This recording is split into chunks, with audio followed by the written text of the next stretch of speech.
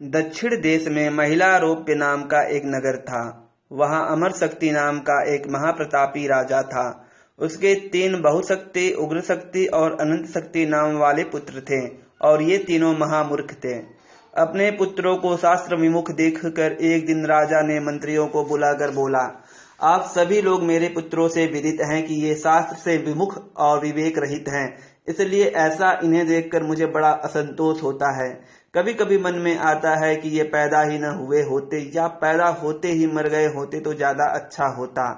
कहा भी गया है कि गर्भ का स्राव हो जाना अच्छा है, ऋतु में स्त्री के निकट न जाना अच्छा है, कन्या का भी हो जाना अच्छा है, लेकिन मूर्ख पुत्र अच्छा नहीं है।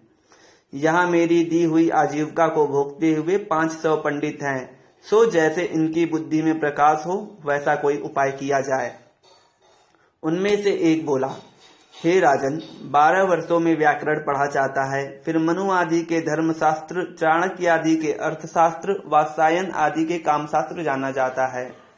तब उनमें सुमति नाम का मंत्री बोला, यह समस्त विषय अनित्य हैं, बहुत शब्द शास्त्र बहुत दिनों में पढ़े जाते हैं, सो कोई संक्षिप्त शास्त्र इनके ज्ञान के निमित्त विचार करो।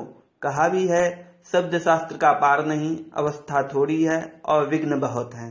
इस कारण सार को ग्रहण करें और असार को त्याग दें, जैसे हंस जल में से दूध निकाल लेते हैं। सो यहाँ एक विष्णु शर्मा ब्राह्मण सब शास्त्र का पारगामी, विद्यार्थियों में यश वाला है, उसे इन पुत्रों को समर्पित कर दो, वह अवश्य शीघ्र इनको ज्ञानवान कर देगा। राजा विष्णु शर्मा को बुलाकर बोला, भगवान मुझ पर कृपा कर इन मेरे पुत्रों को सर्वशास्त्र में शीघ्र ही असाधारण कर दो, मैं आपको 100 सख्याक संपत्ति दूंगा। विष्णु शर्मा ने कहा, राजन, मैं पैसों से विद्या नहीं देता, परंतु तुम्हारे इन पुत्रों को यदि 6 महीनों में नीति शास्त्र का ज्ञाता न करूं तो अपना नाम त्याग कर दूंगा। धन की इच्छा मैं नहीं करता हूं, मुझ 80 वर्ष के बूढ़े को अर्थ से कोई प्रयोजन नहीं है, परंतु तुम्हारी प्रार्थना सिद्धि के लिए सरस्वती विनोद करूंगा।